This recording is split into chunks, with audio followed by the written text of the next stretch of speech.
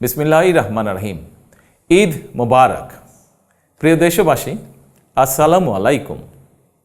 ত্যাগ, তাকওয়া আর সংযমের শিক্ষা দিয়ে বিদায় নিয়েছে পবিত্র মাহে রমাদান।